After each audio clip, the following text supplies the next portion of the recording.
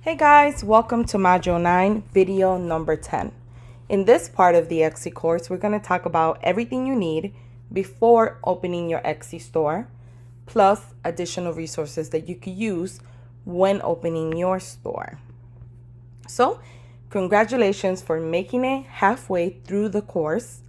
Let's go ahead and start talking about the different things that you have to start preparing before opening your store. The first thing is naming your Etsy shop. You will need to come up with a creative name for your shop. You are joining the 1.93 million stores that already are selling on Etsy. So keep in mind your shop name that you have in mind might be taken. So you could try adding words such as shop or boutique to the end of your desired name. Sometimes that helps for it to become available. Make sure your shop name matches your niche. This is just my recommendation. For example, if you plan to sell wedding designs, you could name your shop Wedding Designs Boutique or Wedding Designs by Myla. I personally prefer adding the keywords to my shop name so when potential customers are browsing through the Etsy feed, they will be more tempted to click on my name since it matches what they're looking for. So, for instance, if you're selling stationery items, a great name would be Everything Stationery. The sign-up process to open your shop can be pretty long, so make sure you take your time and don't rush to open the store until you have chosen a wisely name and uploaded at least one listing. So I'm going to leave this quick start Etsy checklist. I'm going to leave the link below the video. It's everything we're going to be talking about today, but it's like a printout that you could print out and kind of mark off as you open your store. I also recommend using namechecker.com to see if the name that you want is available across different social media platforms. So if you want to name your store Everything Stationery, is that name available in Facebook? Is that name available in everythingstationery.com? Is that name available in Twitter, Instagram? Anywhere else that you want to promote your store? It's really important that when you start a store, you realize, okay, I have to open the store, but also keep in mind branding for future reference. So even if you don't plan to use social media at the moment, if the name is available on Twitter or Instagram, you should be opening a Twitter account to reserve the name, even if you're not tweeting anything at the given moment, only so later on for branding purposes, your store is Everything Stationery across all platforms.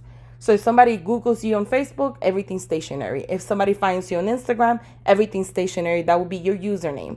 If somebody finds you on Twitter, that will be your username, Everything Stationery, and so on.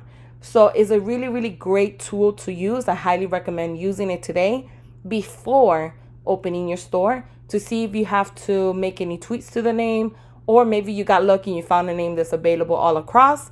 If you find a name that's available all across, you love the name of the store, I highly recommend going ahead and securing the name on Instagram, Facebook, and anywhere else, even if you're not going to promote today. Just make sure that you go ahead and sign up for it. Now, Etsy banners, another thing you have to consider. You want to make sure that your store looks different from every other store out there. I highly recommend adding a Etsy banner. It's not a deal breaker by any means. If you don't have a banner, I just like to incorporate a banner for branding purposes. Also keep in mind that your banner should tie into the aesthetics of your shop. Many top sellers, they use banners as a way to showcase season items, specials that they have. Other ones showcase their handmade products or digital products or new items in their store. So you could use a banner for different ways, and also a banner to kind of make you stand out from your competitors. If you are in need of a banner, you could find some on Etsy. There are already people that sell pre-made banners on Etsy as well. You could create your own banner using canva.com. You could hire someone to do your banner. So you could go to fiverr.com, you could go to 99designs.com, freelancer.com, Upwork, and Etsy.com. So any of these sites will help you find banners, whether they're pre-made, custom-made, etc. Your About Me section is another thing you have to work on before opening your store. The About Us page is like one of the most significant components of your store. It should include a brief description of your store, of your products and services. The About Us page helps build credibility and increases the trust with customers. So in the section, you could upload a picture of your studio to showcase your workspace.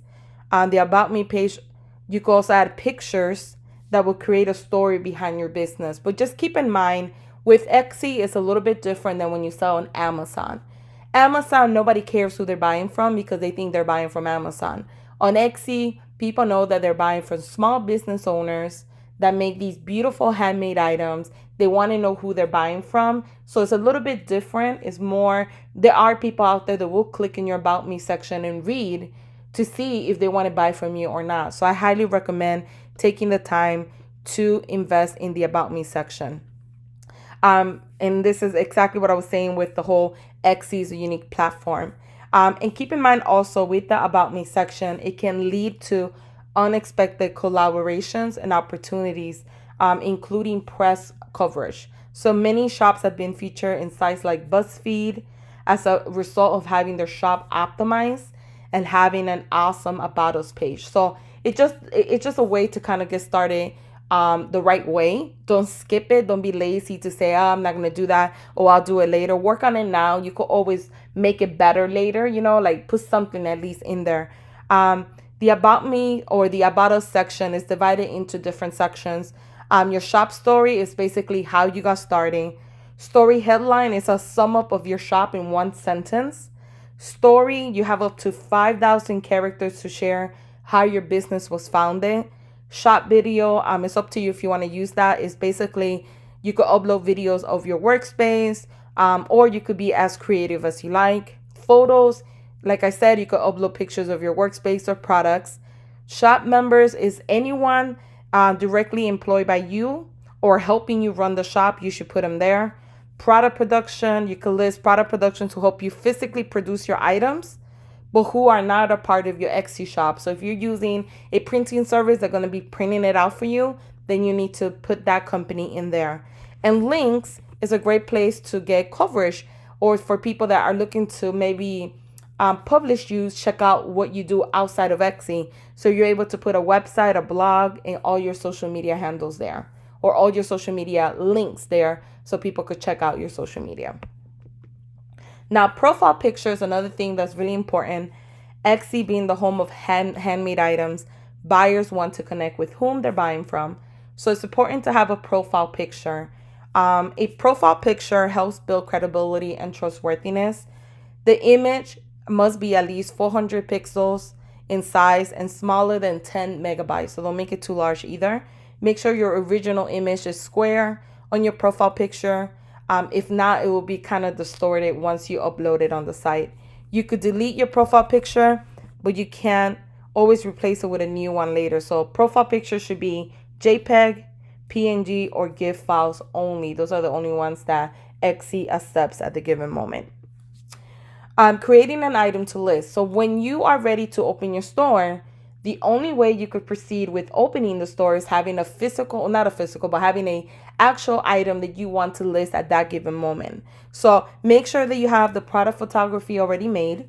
Make sure that you have your listing description already made for that particular listing. Make sure you have your title and tags already pre-made. Another important thing is pricing your digital good. So pricing it correctly is a big one, right? So the price for digital download versus a product that was made by materials and handmade will be a bit cheaper. So just keep that in mind. It's going to be a little bit cheaper only because it's an instant download. The nice thing about digital downloads, you will spend the initial time on the upfront end of it creating the product. But once you create the product, you could sell it forever and unlimited times. And that's one of the reasons why I love selling digital downloads, because it's a great source of passive income. So you could use, if you're stuck on pricing and you don't know what price to name your item, you could use eRank profit calculator to help you estimate your Etsy fees and how much you will make after labor, etc., and how much you will make in Etsy profits. So I highly recommend using eRank profit calculator. Now, keep in mind, you will also need some type of storage for your digital files and when you share digital files as well. So consider buying a hard drive for your computer, since you'll have a lot of digital files, and it will start eating up the memory of your computer and slowing it down. So I got my hard drive a couple years ago at Best Buy. It was only for $79 for 1 TB, which is humongous space. It's up to you to decide which factors are more important to your needs. I personally bought a hard drive that had a large memory for all my files and something I could carry with me everywhere. So I like the convenience of working anywhere. I do have a full-time job and a full-time business. So for me, it's nice to be able to take it with me on the go. If I have an order and I have some spare time to complete some orders, I could do that as I go anywhere because I could take my hard drive with me. You also need to sign up for a Dropbox or some service.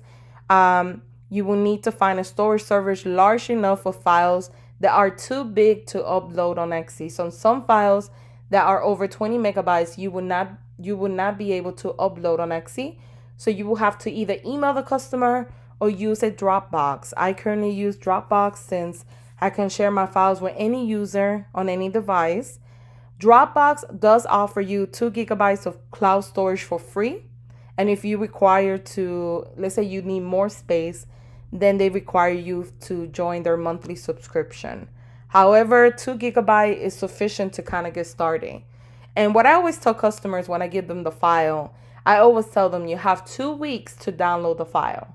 If you don't download the file within the next 2 weeks, it will be deleted and there will be a extra fee to remake the file all over again for you. The reason why I say that is because I want them to download it ASAP. And 2, I don't want to keep the files there forever because they're taking up space for additional customers. So by telling them you have 2 weeks, they'll download it quicker, and then you don't have to worry about having so many files saved up. You could just delete it in a matter of 2 weeks. So pro tip, this is really important. And I just talked about this a little bit. When sending clients to download their files on Dropbox or any storage service that you decide to use, include an instructional guide. Many people have never used these type of services and will not know how to download the file. Make sure to clearly specify that the file will need to be downloaded for a desktop or computer. It does not work on mobile devices. A lot of devices, for some reason, if you are downloading from an email or you're downloading from Google Dropbox, it doesn't let you do it. If it's a large file, it doesn't let you do it from a phone. You have to do it from a desktop or a computer. So making sure that you are clear at telling this to the customer. So let's do a recap. Make sure to have all these items covered all the items we talked about in this module already done before opening your Etsy shop. This will avoid headaches. You will have everything set, and once you're ready to upload the new listing, you'll be able to go ahead and add the banner, do everything within hours, have your store already set up and ready to run. And the only thing you'll have to worry after that is just adding more listings and building your store up. I will see you guys in the next video.